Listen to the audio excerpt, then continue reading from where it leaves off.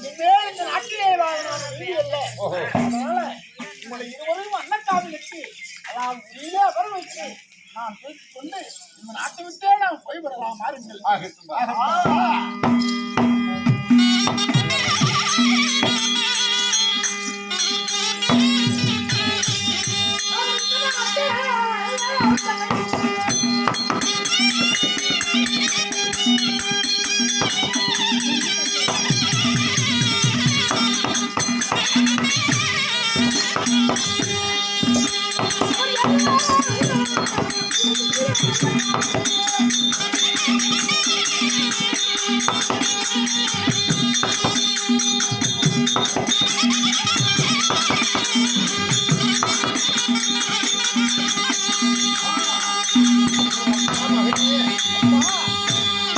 அதாவது பஞ்சத்தண்ணி தாகமண்ணால் பண்ணும் வந்து போகுது.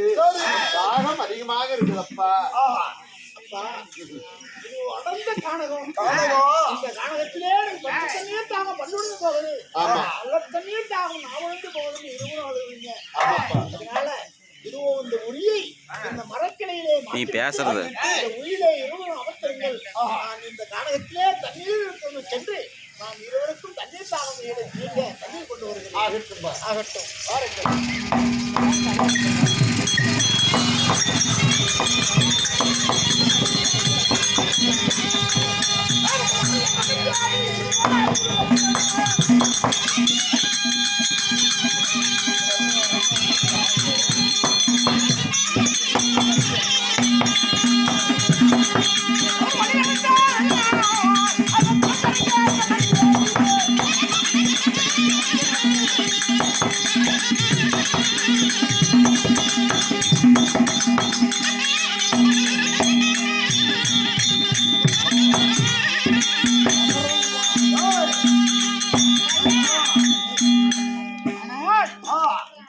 தாயும் தந்தையும் தண்ணீர் தாகவலை தாங்க முடியாமல் தண்ணீர் தாக உண்டு இது வனத்திலே இருக்கின்றார்.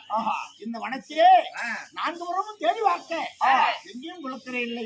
பையிலும் புயலும் பூமடைக்கு தண்ணீர் சொல்வார். இது வருகாலும் தண்ணீர் இருக்கின்றது. இந்த தண்ணீரை சொரக்குடுத்து இந்த சொரக்குடுவினார் இந்த தண்ணீரை நாம் கொண்டு தாயந்தனுடைய தாகத்தை பெற்று வேண்டும். இதுவாகட்டும்.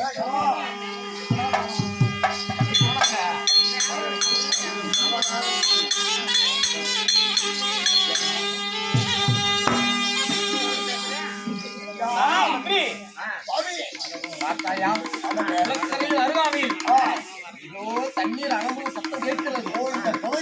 அப்படி என்றால் யானை நிச்சயமாக சென்ற யானை குடிக்க வந்திருக்கும். தக்க சமயம்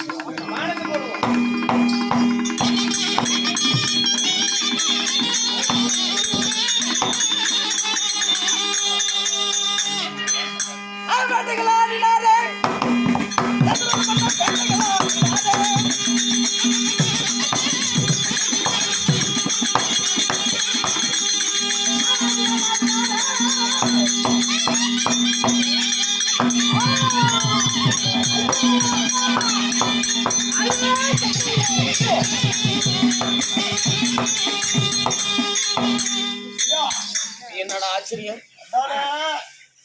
நான் விட்ட அம்பு அந்த யானையோட அங்கத்தில் ஒண்ணுவாக உள்ள சென்று பார்த்தேன். ஆனா ஒரு யானையாக இருந்தால் அது பிளிரும் சத்தம் தான் கேட்கும். ஐயோ அம்மா என்று குரல் கேட்கிறது. அது எதற்குள்ள என்னன்னு தெரியவில்லை. பார்ப்போம். நீங்களே சென்று பாருங்க.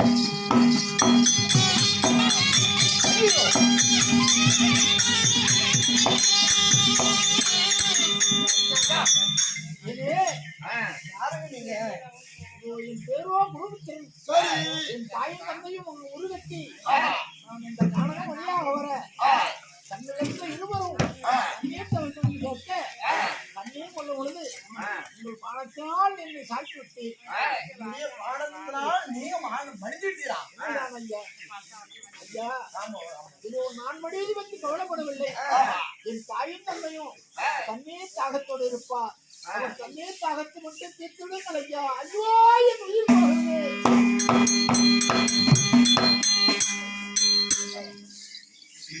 பார்த்தீரா ஒரே ஒரு யானையை கொல்வதற்கு ஒரு ஒரு ஆடவனுடைய உயிரையே நான் பறித்து விட்டேனே. மிகப்பெரிய ஒரு பாவத்துக்கு ஆளாகி விட்டேன். ஆனாலும் இருக்கின்ற தருவாயில் கூட என் தாயாருடைய தாகவிடை தீர்க்க இந்த தண்ணீர் மட்டும் மகன் குருபுத்திரன் தான் கொண்டு வந்து கொடுக்குறேன்னு என் அம்மான்னு சொல்லி அவர் இடத்துல தண்ணீர் கொடுத்து தாகவிடைய தீர்த்து விடுங்கள் என்று சொல்லிவிட்டு இறந்து விட்டார். இருந்தாலும் இவரை இப்படி விடுவதில்லை இல்ல. அதனால என்னுடைய நாட்டில் இவரை தகவல் செய்து விடலாம். ஆனாலும் அதற்கு முன்பதாக யாருடைய தாகத்தை தீர்க்கணும். ஆமாங்க இப்படி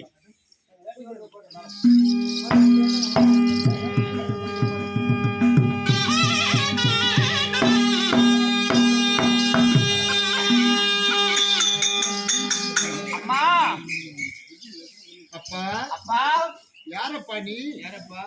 அப்பா நான் தான் உங்களோட மகன் குருபுத்திரன். அப்பா நாங்க பெற்று வளர்த்திய மகன், எங்களுக்கு யார் என்பது தெரியும். உன் குரல் வேற, உண்மையை சொல். இல்லை அப்பா, நான் தான் உங்கள் மகன் குருபுத்திரன் தான். இதோ உங்களுக்கு தண்ணீர் கொண்டு வந்திருக்கிறேன். அதுதான் இல்லை என்றாலும் காதாக எங்களுக்கு கேட்கின்றது. எங்களுடைய மகனுடைய குரல் இல்லப்பா இது. வேறு நீங்க யார்? என் மகன் எங்கே? எங்கே மகன்? அம்மா நான் குருபுத்திரன் அல்ல, நான் உனக்கு அயோத்தியா நகரத்தை ஆண்டு வரக்கூடிய தசரத மன்னர். இருக்கட்டுங்க ஐயா. என் மகன் எங்கே? உங்களோட மகனா? நான் விட்ட வானத்தினால் இந்த குளக்கரை அருகாமையில் மாண்டு மடிந்து விட்டால்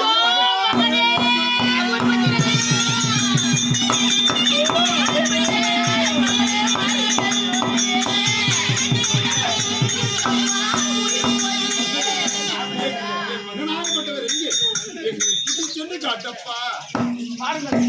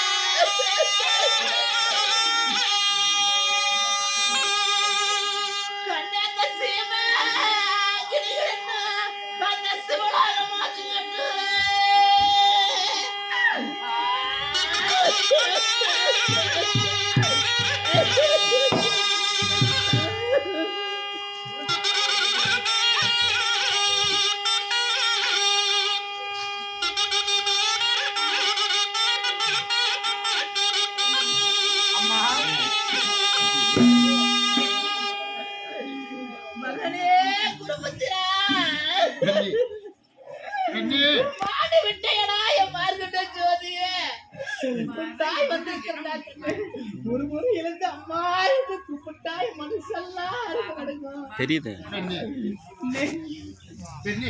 சுவாமி மகனை பார்த்தாயா? அளவுதான் ஆபது ஒன்றுமில்லை, இரண்டு கண்ணும் தெரியவில்லை. ஆகிலும் ஒன்று. ஐயா அரசனே, ஐயா என் மகனை எதற்காக கொன்னீர்கள்? ஐயா எதற்காக காணக வந்தீர்கள்? இந்த தசரத மன்னருக்கு 3 மனைவிமார்கள். 3 மனைவிமார்களை திருமணம் செய்து 60 ஆண்டு காலமாக குழந்தைகளே இல்லாமல் இருந்தது. அதனால நான் பிரம்மாவுக்கு ஒரு தவம் இருந்தேன். தவம் இருக்கும் பொழுது அவருடைய அருள் கிடைத்தது. ஆனால் 1000 உயிர் வரம் செய்தால் உனக்கு நிச்சயமாக குழந்தை வரம் கிடைக்கும் என்றார். 1000 யானைகளை கொன்றால் நாம் அந்த வரம் பெறுவோம் என்று பேராசை கொண்டு நான் 999 யானைகளை கொன்று விட்டேன். இந்த ஒரு யானை கொள்வதற்கு ஒளிகூடம் அமைத்து காத்துக் கொண்டிருந்தேன். உலக்கரை அருகாமையில் அந்த யானையாகப்பட்டது நீர் குடிக்க வரும் என்று எதிர்பார்த்து கொண்டிருந்தேன். ஆனால் வந்தது உமது மகன் குருபுத்திரன் என்று அறியாமல் என்னுடைய பானத்தினால் மகனை நான் நான் மடித்து விட்டேன் அறியாமல். தசரத மாமன்னா, அதாவது நீ குழந்தை வரம் பெறுவதற்காக, அதாவது 1000 யானையை கொள்வதற்கு பதிலாக என் மகனை மாண்டாய். எங்க உயிர் போகினது எங்க தவற்று வாய்க்கு தண்ணி ஊத்த உயிர் தண்ணி ஊத்த பிள்ளை இல்லை. அது போல உனக்கு எத்தனை குழந்தைகள் பிறந்தாலும் நீ சாக நடமையில் உனக்கு உயிர் தண்ணி ஊத்த பிள்ளை இல்லாத போகணும்.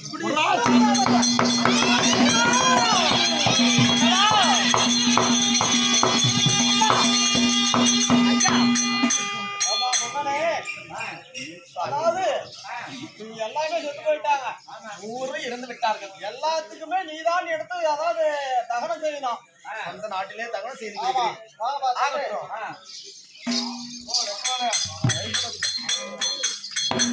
போதுமா?